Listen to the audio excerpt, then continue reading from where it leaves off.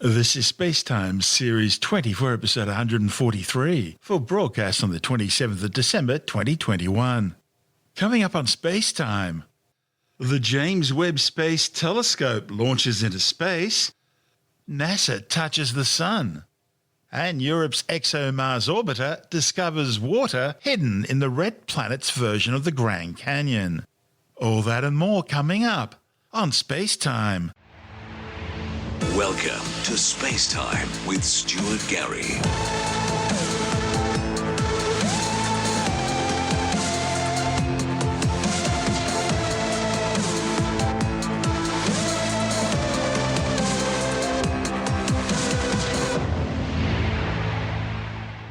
The James Webb Space Telescope has been successfully launched into orbit aboard an Ariane 5 rocket. The $10 billion successor to Hubble was launched from the European Space Agency's Kourou Space Centre in French Guiana into a highly elliptical orbit that will eventually see it positioned 1.5 million kilometres away in what's known as the Lagrangian L2 position, a sort of gravitational well that will always keep the James Webb on the opposite side of the Earth from the Sun. The weather is go. We have a green board, no issues being worked. NASA officials carefully watching the telemetry, looking intently at the final couple of minutes of the countdown. Lives have been spent in the preparation of the James Webb Space Telescope that is about to fly. The DDO, the Range Operations Manager, Jean-Luc Voyer, as we have hit the 2-minute mark in the countdown. The flight will be in two phases. During the solid rocket boosters phase, that will be the atmospheric part of the flight, the atmospheric flight, and the trajectory will be driven by a to reduce the aerodynamic loads, and we will have a very different exo-atmospheric flight after that. Thumbs up from Jean-Luc Voyer. All systems are go. We're inside a minute now. T-minus 50 seconds and counting. The Vulcan 2 engine will ignite. Turbo pumps will come up to flight speed for 7 seconds, and the command will be issued to ignite the solid rocket boosters. The James Webb Space Telescope will be on its way. T-minus 30 seconds and counting. Standing by for terminal count. À tous de DDO, attention pour les décomptes finales. 10, 9, 8, 7, 6, 5, 4, 3, 2, unité, top. And we have engine start and liftoff. Décollage. Décollage, liftoff from a tropical rainforest to the edge of time itself. James Webb begins a voyage back to the birth of the universe. Punching a hole through the clouds, 20 seconds into the flight. Good pitch program reported. Trajectoire est nominale. Vehicle performance is nominal. The Ariane 5 rocket continues to fly uphill in nominal fashion. Rumble of the powerful Ariane 5 now being felt here in the control center. We can hear the noise and feel the vibrations here. You're right, Rob. Yeah. Impressive. 13 kilometers in altitude, 7 kilometers downrange, traveling 0.6 kilometers per second. Les paramètres à bord sont normaux. The trajectory reported to be nominal by Jean-Luc Voyer, the Range Operations Manager. 1 minute, 41 seconds into the flight, about 40 seconds away from shutdown of the solid rocket boosters, coming up on the 2-minute mark into the flight. When it detects the threshold on acceleration, not the deceleration, but less acceleration for Les paramètres à bord sont normaux. everything is okay, everything is normal. 2 minutes, 15 seconds into the flight. When the computer detects this threshold, it will separate. Séparation des EAP. Done. We have confirmation of solid rocket booster separation from Jean-Luc Voyer. This coming at an altitude of 44 miles. The Ariane 5 and James Webb traveling almost 5,000 miles an hour. Fairing jettison, that'll be the next critical milestone. The fairing is there to avoid the satellite being exposed to high temperatures and also high airflows. And as soon as the launcher leaves the atmosphere, as is now the case, the satellite does not need anymore to be protected, and Webb does not need anymore to be Paramètres à bord sont protected. normaux. So each kilogram being very important for the performance of the launch, we are going to eject this no more useful fairing. And let's go down to the floor in the Jupiter Control Center to Raphael Chevrier of Arianespace. Raphael, so far so good. Hi, Rob. So far so good. Everything is nominal, as we say when attitude and trajectory of the Ariane 5 is going perfectly well. We had the confirmation of the separation of the two solid boosters and now of the flaring, meaning that we have crossed the limits of the atmosphere. So everything is going super good. And the DDO just said that all parameters are going perfectly smoothly. La trajectoire est nominale. Trajectory is nominal. The report from Jean-Luc Voyer. The liftoff time confirmed here in the Mission Control Center at 12:20 Greenwich Mean Time, 9:20 a.m. Peru time, 7:20 a.m. Eastern Time. The Ariane 5 and James Webb, 181 kilometers in altitude, 450 kilometers downrange from the launch site here in Kourou. Flight control is very smooth. We have about 3.5 minutes to go in main stage or first stage performance. Right on course, right down the pike, and a perfect trajectory so far for the Ariane 5 rocket. Telemetry data are now received by the Galileo tracking station, which is close to here, where we are in Kourou. It will track the launcher up to the ignition of its upper stage. And then we'll have the natal station in Brazil, Ascension in the middle of the ocean, and the two last stations in Africa, Libreville and Malindi, one on the east coast, the other one on the west coast. And the one on the west coast, Malindi, the telescope will be separated more or less over this Malindi station. And this Malindi station will also acquire the telemetry data from the telescope. Both are green. It means they are expected to receive the data, and it was confirmed right now by the launch operations manager. Acquisition de la télémesure par la station du Natal au Brésil. And just confirming now that telemetry is being processed through the Brazilian tracking station. The telescope is also processing telemetry through the tracking and data relay satellite system. As it moves further and further out into deep space, all of the telescope's telemetry and its imagery ultimately will be processed through the Deep Space Network in Goldstone, California. We passed the 7-minute mark into the flight. A perfect ride so far on the Ariane 5. We have about 1.5 minutes to go in the first stage performance. Once the main stage engine is commanded to cut off, it will be jettisoned, and just a few seconds after that, the upper stage engine will ignite, and it will be the workhorse for a 16-minute burn that will put James Webb into its preliminary orbit. About 11 minutes from now, telescope controllers at the Space Telescope Science Institute will be sending commands to prepare James Webb for the initial series of commissioning activities that will lead to the deployment of its solar array and the initiation of generation of electrical power for the telescope. About 30 seconds away from main engine cutoff. La trajectoire est normale. Nominal trajectory continues to be the watchword for the day from the Range Operations Manager as we stand by for main engine shutdown and separation.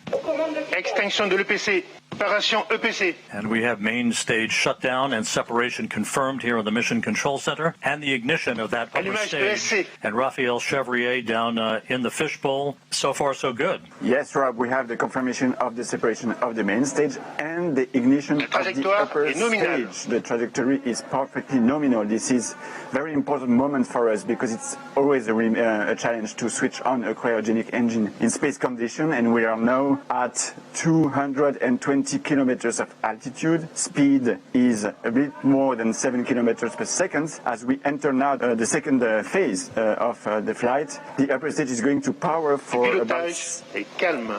about 16 minutes to place Webb on its transfer orbit, and right now everything is again nominal, as the DDO just said. And a short time from now, the so-called sawtooth maneuver will get underway. Again, like rocking a baby in a cradle, this will be a maneuver to keep Webb's optics protected from overheating. A number of exhaustive studies have been performed by the mission teams in Europe, in the US, on the thermal conditioning inside the telescope and the way the rays of the sun would propagate and interact with sensitive equipment inside the telescope. Maintain this thermal conditioning is really key before separating this telescope. And in particular, we know that one face of the telescope cannot face the sun. That's why and to produce these right thermal conditions inside Webb, a specific roll law has been designed, what we call the sawtooth approach, and the upper stage is going 30 degrees on one side, then 30 degrees on the other side, going back and forth this way to maintain this perfect thermal conditioning for the telescope. It's worthwhile noting that after Webb separates from the upper stage of the Ariane 5 rocket, which continues to perform in excellent fashion coming up on the 12-minute mark into the flight, the telescope controllers will be taking the baton, if you will, from the mission controllers here in Kourou. The first steps will be the opening of fuel valves, a pair of fuel valves, to start flowing fuel to Webb's onboard thrusters. They then will power on the valve drive electronics. Those are powered on in preparation to control and fire those thrusters when required. Webb's solar array is scheduled to be deployed at approximately the 33-minute mark into the flight. Once it is locked in place, we'll get the call that electricity is flowing through the array. That call will come from the mission operations manager, Carl Starr, who's at the Space Telescope Science Institute at Johns Hopkins in Baltimore. Once the solar array is deployed and declared power positive, then 3 out of the 4 hold downs for the aft deployed radiator will be released to prevent binding due to the cool down of the telescope's composite structure. The contamination control heaters will be enabled to protect instrument optics on Webb from any water-ice condensation as they cool down. The actuator drive unit will be powered on. This particular mechanism helps with heater control of the fine steering mirror, preventing water-ice condensation, later to be used to position each of the mirror's segments. All 6 reaction wheels and the wheel drive electronics will be powered on for Webb, and that will be the precursor to the attitude control system using those reaction wheels to maintain the proper orientation with the sun, as opposed to using onboard thrusters. Of course, fuel in those thrusters, very valuable. It's a limited commodity for the lifetime of James Webb's observations of the universe. James Webb, of course, will be traveling well beyond the moon to a distance of about 1 million miles away from Earth, settling into a highly elliptical, halo-like orbit to begin its astronomical observations. And again, as we mentioned earlier, at the time of observatory separation, Webb will be at an altitude of approximately 864 miles, statute miles, traveling some 21,000 miles an hour. We'll have a short ballistic phase, a short coasting phase that will, when the upper stage will rely fully on its what we call the attitude and roll control system, and it will adjust its attitude so that during this so small ballistic phase, all the requirements from the telescope are fully met, and that at the separation, when there will be the separation, the conditions will be very smooth and as requested for the telescope. Beginning of life. 22 minutes into the flight, less than 3 minutes of powered flight remaining. Smooth flight control. And again, as we've mentioned before, everything nominal reported by the range operations manager. As we've mentioned before, this is a long ride uphill for the James Webb Space Telescope to put it at the proper position in the sky so that it can escape from the Earth, basically head beyond the moon towards its final orbit for its commissioning activities that will be the dominant feature of all of the operations from the Space Telescope Science Institute over the course of the next several weeks. And the launch operations manager announced the acquisition by the Malindi station as expected for the end of the flight and the last part of the upper stage flight and the separation of the telescope. And we're standing by for upper stage shutdown and the cutoff of the upper stage engine. Extinction ESC. Tous les paramètres à bord sont normaux. The extinction of the shutoff of the cutoff of the engine was confirmed exactly as expected, with the exactly expected altitude and speed and velocity. So now we have entered the coasting phase, the ballistic phase that will last for a little more than 2 minutes. And the telescope controllers in Baltimore confirming that all of the function parameters for the James Webb Space Telescope have been loaded on board the telescope. We are expecting Webb separation at the 27-minute 7-second mark here into the flight. Just over a minute from now, Springs will gently push Webb away from the upper stage of the Ariane 5. As it moves further and further away from the upper stage, there'll be what we refer to as a collision avoidance maneuver. Yes, Rob, exactly. The springs already will give some distancing, of course, between the two objects, between the telescope and the upper stage. And then the upper stage will leave the trajectory of the telescope and makes a special maneuver to pass the telescope and heads towards a liberation orbit and leaves the telescope on its orbit without any risk of collision and without any risk of pollution towards the telescope. Séparation Webb Space Telescope. Go Webb! We do have confirmation of observatory separation. The James Webb Space Telescope, amidst applause here in the Mission Control Center, now taking its first steps in pursuit of cosmological discovery. It was a perfect ride to orbit, and all of the separation sequence events are running in good fashion according to the telescope controllers. The James Webb Space Telescope, as it moves gently away from its launch vehicle. Ironically enough, as we marvel on this view from the upper stage camera, this will be humanity's last view of the James Webb Space Telescope as it moves to its workplace about 1 million miles away from Earth. A bit earlier than planned, but there is the solar array having been deployed. James Webb now has its array out as we stand by for a confirmation that it is power positive. And there it is. There's your critical call. James Webb not only has legs, but it has power as it begins its journey and the commissioning activities to follow. It'll take a month to reach its eventual perch, which is 4 times further away than the Moon, and another 5 months to begin science operations. That's assuming the complicated process of unfurling the giant observatory proceeds as planned. If all goes well, the wispy 5-layered sun shield will begin opening 3 days after liftoff. It'll take at least 5 days to unfurl and lock into place. Then on day 12, the octagonal gold mirror segments will be opened up and locked in. The origami-like process of setting up the telescope in orbit will take many weeks, with hundreds of release mechanisms needing to operate exactly as planned for the 7-ton observatory to expand to its full 21 by 14 metre operational size. Because of its distance from Earth, if something goes wrong during this process, NASA won't be able to send astronauts out on a repair mission as they did with Hubble when it was launched aboard the Space Shuttle Discovery in 1990. So, everything's going to need to work first time round. Once operational, James Webb's 6.5 metre gold mirror will see further back into the universe than any other telescope ever built. It'll provide astronomers with wondrous views that'll change science's understanding of the cosmos.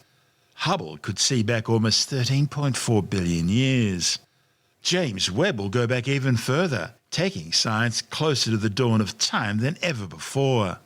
Unlike Hubble, James Webb will look through infrared eyes to see the light coming from the very first stars.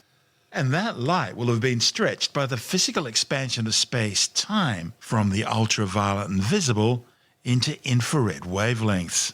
But like Hubble before it, James Webb will change the way we see the universe forever, peering back to the birth of galaxies and analysing the atmospheres of distant worlds in the search for life.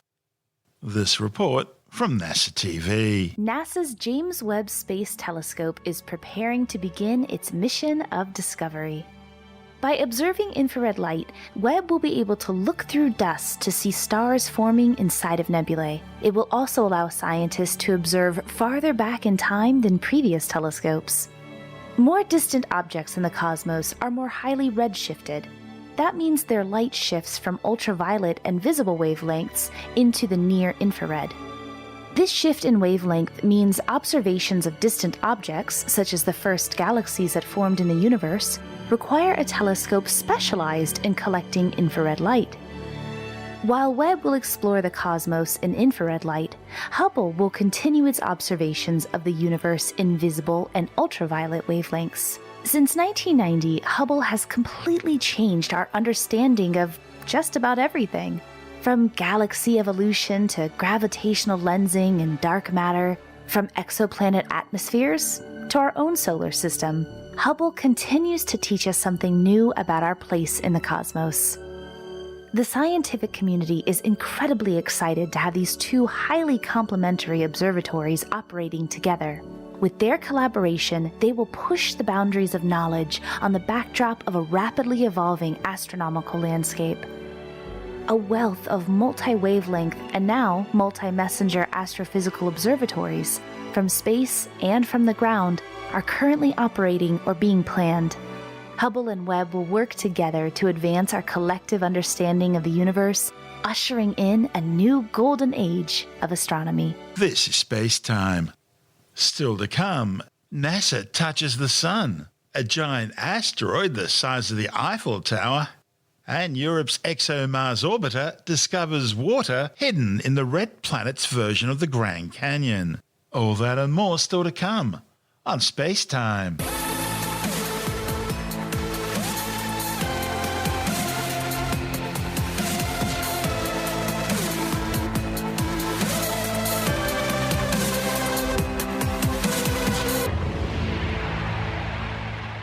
For the first time in history, a spacecraft has touched the Sun.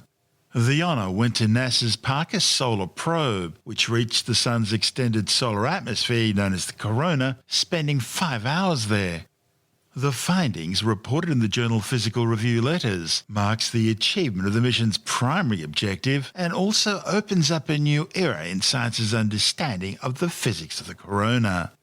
You see, these are the first direct observations of what lies within the Sun's atmosphere, actually measuring phenomena previously only estimated. The Sun's outer edge, for want of a better term, begins at what's known as the Alfvén critical surface, the point below which the Sun and its gravitational and magnetic forces directly control the solar wind, the constant stream of charged particles flowing out from the Sun.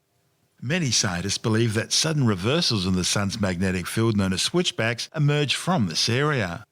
The idea of sending a spacecraft into this magnetic atmosphere, where the magnetic energy is greater than both the ion and electron kinetic and thermal energy, has been a dream of science since before the very creation of NASA. But it wasn't until 2018 that human technology reached the stage of being able to launch such a mission.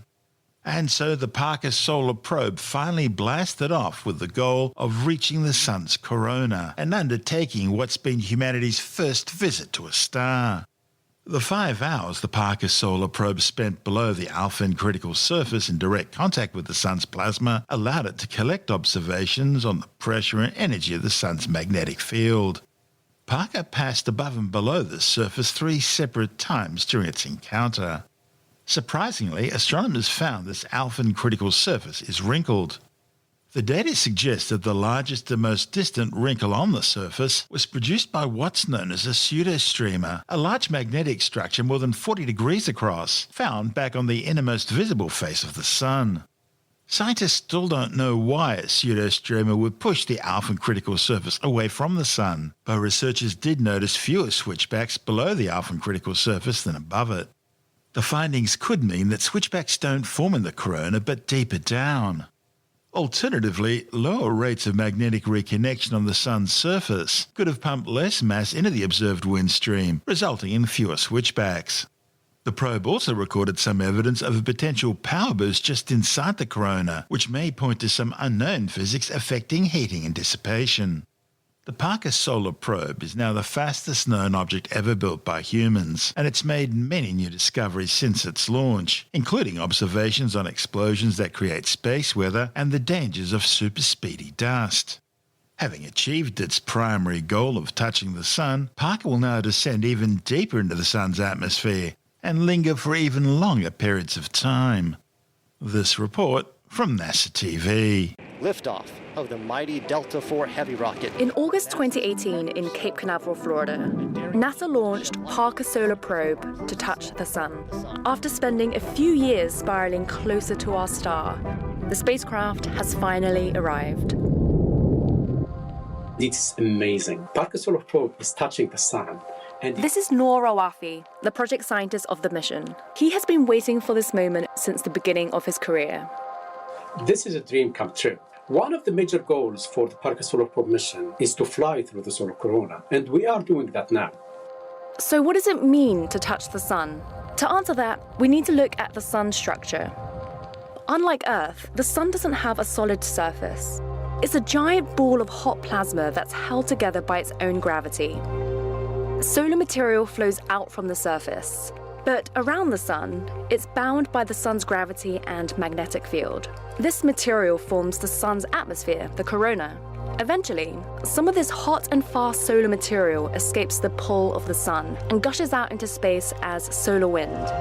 The boundary that marks the edge of the sun's atmosphere is known as the Alphane critical surface. We didn't know exactly where this boundary was, but for the first time in history, a spacecraft has crossed it. Parker Solar Probe ventured into the corona, touching solar material still bound to the sun. The wispy corona is too faint to see most of the time, but it's revealed during total solar eclipses. For centuries, we've been studying the sun's atmosphere during eclipses because it's important for understanding how a star influences life in the solar system. But much about the corona remains a mystery. Two of the most challenging scientific mysteries in astrophysics occur in a region that we call solar corona. The first mystery is about the temperature. The corona is about 300 times hotter than the photosphere, the visible surface of the sun below. Secondly, there's a constant stream of particles flowing from the sun known as the solar wind. It accelerates up to millions of miles per hour out of the corona, and we don't know how. Solar wind can disrupt our satellites and technology. To better protect them, we need to go where the solar wind starts, in the corona. So heading there has been a key goal of NASA's for a while. We first proposed the idea of sending a spacecraft to the sun in 1958. We didn't have the technology to withstand the journey until the 2000s. Since its launch in 2018, Parker has been heading towards our star. Then, in April 2021, during Parker's 8th orbit around the sun, the spacecraft was around 20 solar radii, or 8 million miles from the sun's surface, when it crossed into the corona. This is a huge milestone. It took us over 6 decades to come to this point. As Parker entered the corona, its WISPR instrument took images. Streams of plasma surrounded the spacecraft, and Parker's other instruments detected that the magnetic conditions had changed. Outside the corona, solar wind gushes out, pushing solar material away at high speeds so that it can't return back to the sun's surface. Inside the corona, the sun's magnetic field becomes much stronger. Solar material is slower and tethered to the sun. Instead of a smooth divide, Parker found that the boundary between these two sides is wrinkly. These bumpy ridges are created from huge flows of plasma traveling out of the corona. Scientists are not sure why this happens, but as Parker gets closer, we're finding more clues. Before entering the corona, Parker had seen kinks in the solar wind where it would momentarily double back on itself. Scientists called these features in the solar wind switchbacks, but no one knew how or where they formed. In 2021, the spacecraft finally tracked switchbacks to one of their origins. As Parker got even closer to the sun, it detected bursts of switchbacks. Scientists traced these bursts all the way to the visible surface of the sun. As heat rises beneath, these convection cells churn and create funnels of magnetic energy above the surface. Scientists found that switchbacks form inside these funnels before rising into the corona and beyond. This is only one piece of the switchbacks puzzle, though. Exactly how they form is still unknown. Over the next few years, Parker will keep looking for clues as it explores our sun, the only star we can study up close. The sun is also the only star known to support life, so understanding it is critical as we search for life beyond our solar system. That will link directly into the question, are we alone in this universe? And that is one of the biggest questions for humanity to answer. This is SpaceTime. Still to come, a giant asteroid the size of the Eiffel Tower has just zoomed past the Earth, and astronomers have found significant amounts of water hidden in the red planet's massive Valles Marineris canyon system. All that and more still to come on SpaceTime.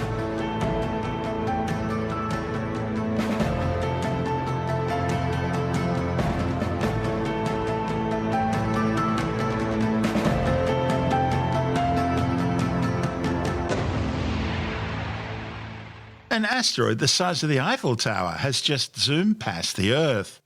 Asteroid 4660 Nereus sped past our planet at around 24,000 kilometres per hour, but at a relatively comfortable distance of 3.9 million kilometres. Still, it's officially classified as being potentially hazardous. You see, any asteroid that passes within 7.5 million kilometres of Earth is potentially hazardous. That's because it would only take a small change in its orbit to turn a near miss into a direct hit. In 39 years from now, 4660 Nereus will make a far closer approach to the Earth when it swoops past our planet at a distance of just 1.2 million kilometres, a veritable hair's breadth in astronomical terms. And of course, it's not alone out there. The European Space Agency says there are currently some 27,566 asteroids and 117 comets, which are all classified as being near-Earth objects. This is SpaceTime. Still to come. Europe's ExoMars Trace Gas Orbiter discovers water hidden in the red planet's Grand Canyon. And Arianespace launches 2 more European Galileo navigation satellites. All that and more still to come on SpaceTime.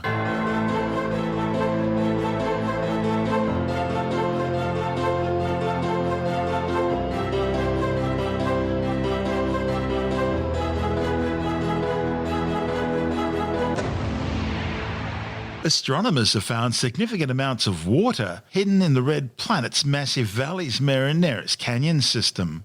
Located near the Martian equator just east of the Tharsis region, the dramatic Valles Marineris appears to be a huge split in the planet's surface.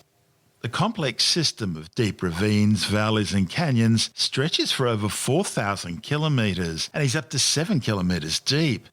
That's some 10 times longer and 5 times deeper than America's famous Grand Canyon in Arizona.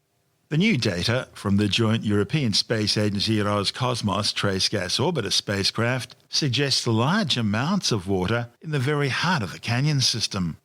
The water, which is hidden beneath the Martian surface, was detected in hydrogen mapping operations in the uppermost metre of the soil.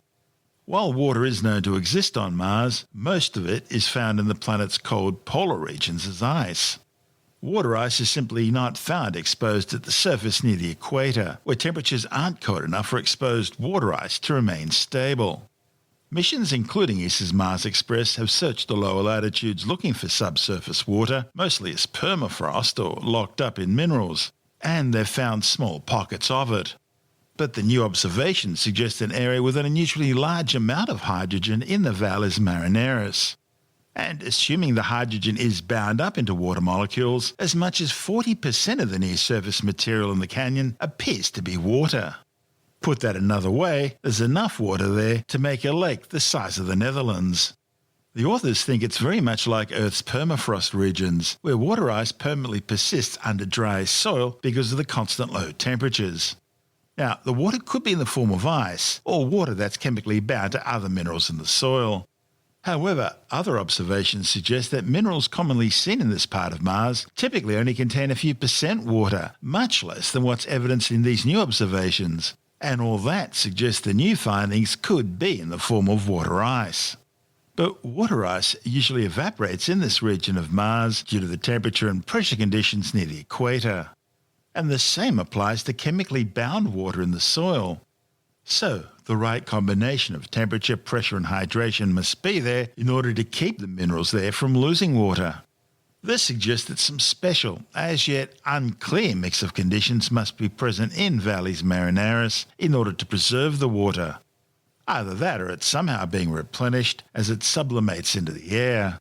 As most future missions to Mars plan on landing near the lower latitudes, locating such a reservoir of water here is an exciting prospect for future exploration.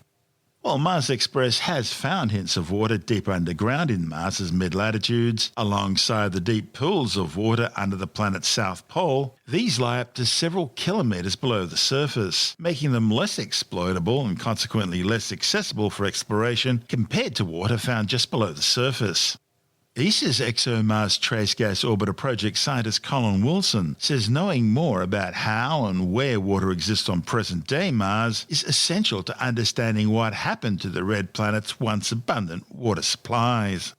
He says it helps in the search for once habitable environments which today could possibly still hold signs of past life.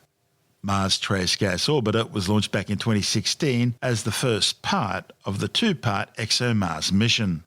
The orbiter will be joined next year by a Russian surface platform and a European rover, the Rosalind Franklin, which will search for signs of life on the red planet. That mission was to fly in 2020, but was delayed because of the COVID-19 pandemic. This is SpaceTime. Still to come, Arianespace launches 2 more European Galileo navigation satellites into orbit. And later in the science report, a new Arctic record temperature of 38 degrees Celsius. That's more than 100 on the old scale. All that and more still to come on SpaceTime.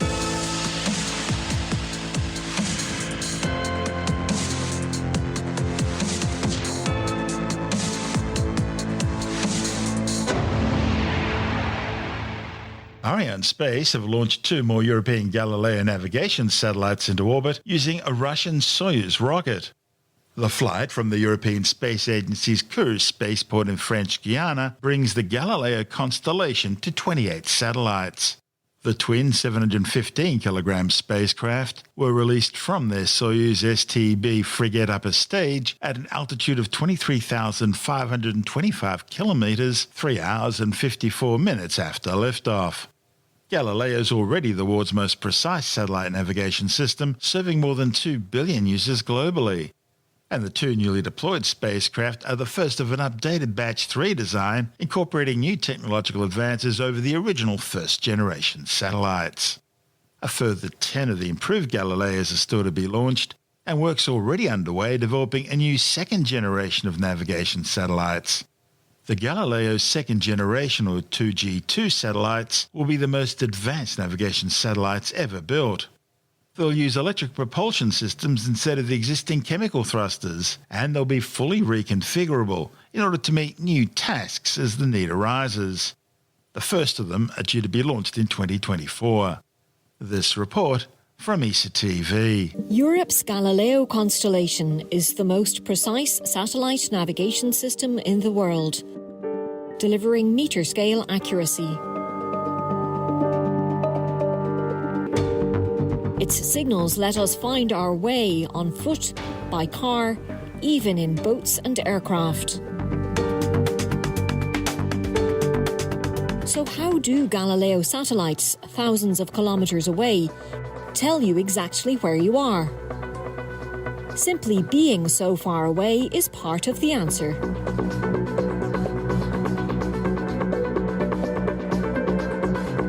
The satellites fly in 3 orbital planes, 23,222 kilometres above Earth's surface. Anywhere on our planet, at least 4 satellites are visible at any time, the minimum needed for positioning. Each satellite emits a radio wave containing its transmission time and the satellite's own position. Because radio travels at light speed, the signal's distance of travel is measured from the difference between the signal timecode and the time the receiver picked it up. It's like working out how far you are from a thunderstorm by counting the seconds between a lightning flash and its slower thunder crack. Time is converted into distance. For useful positioning, this timing must be accurate to a few billionths of a second, the time it takes for light to travel 30 centimetres. Combine distance measurements from multiple satellites simultaneously, and your position is pinpointed. A minimum of 4 satellites is needed, 3 to fix the user's latitude, longitude and altitude, and a 4th to double-check time. Your receiver is smart.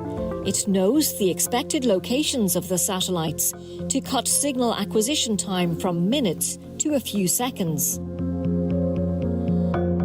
And as Galileo signals are very faint, equivalent to a 60-watt light bulb shone down from space, they are based on complex codes identifying each separate satellite. The receiver has copies of all these codes, so can make its own full-scale replicas of faint original signals for calculation purposes.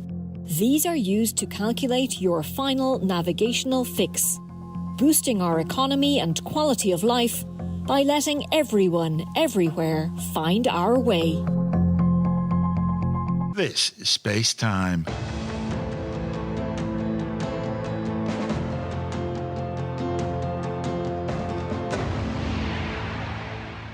And time now to take a brief look at some of the other stories making news in science this week with the Science Report. A new study shows that you're 3.4 times more likely to catch COVID-19 if it's been 6 months or more since your last jab. The findings, reported in the New England Journal of Medicine, showed that this trend was consistent across both ages and vaccines. While death rates were low for all vaccinated groups, mortality rates increased for older people who got the Pfizer jab in the early months. The study also found that the Moderna vaccine's protection was sustained in regard to deaths. The authors say their work adds to the growing evidence supporting the third booster shot, especially for older patients who had the Pfizer vaccine. Australia is about to begin issuing third doses to patients 3 months after their second jab. Meanwhile, Israel and Germany have moved on to giving their citizens a fourth jab in order to try and keep the new Omicron variant at bay. Phase 3 trials of the Novavax COVID-19 vaccine are showing that it's 90.4% effective at preventing COVID-19 infection. The trials saw Novavax given to 20,000 people, with a further 10,000 receiving a placebo. Over 3 months, 14 vaccinated participants tested positive to COVID-19 compared to 77 placebo participants. A report in the New England Journal of Medicine found that 10 moderate and 4 severe cases occurred, all in the placebo group. Of the COVID-19 cases that were sequenced, 4 in 5 were of a variant of interest or of a variant of concern. Almost 5.5 million people have now been killed by the COVID-19 coronavirus since it first spread out of Wuhan, China. However, the World Health Organization says the true death toll is likely to be double that amount, with almost 300 million confirmed cases. The Russian town of Verkhoyansk has set a new Arctic temperature record, reaching a sweltering 38 degrees Celsius. That's over 100 degrees on the old Fahrenheit scale. The World Meteorological Organization says the record high temperature was recorded back on June the 20th, 2020, during an exceptional and prolonged Siberian heatwave.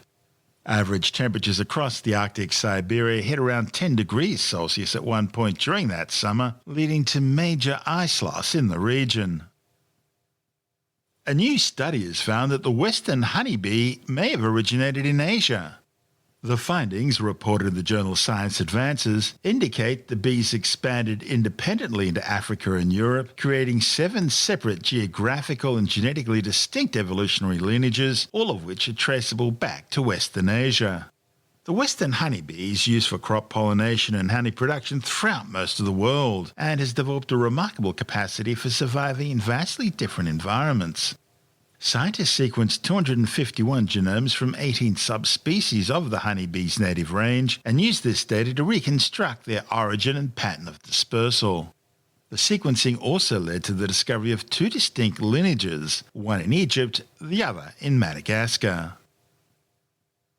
Medical experts are warning against COVID-19 vaccine detoxes that some people inaccurately claim can remove the effects of vaccinations in people who have changed their mind after getting jabbed.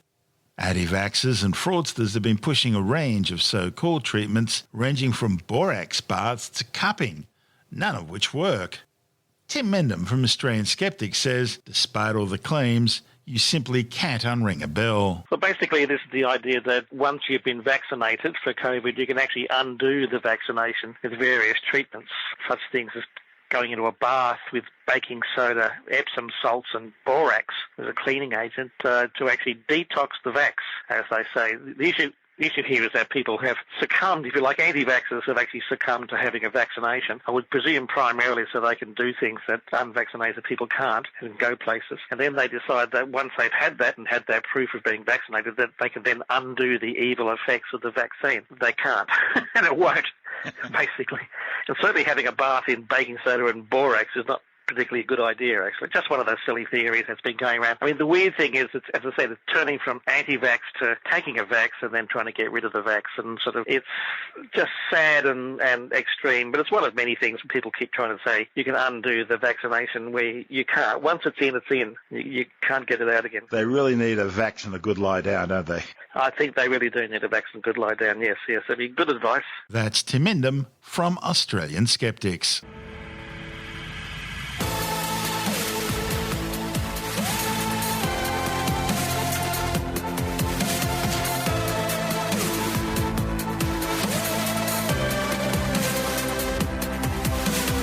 And that's the show for now.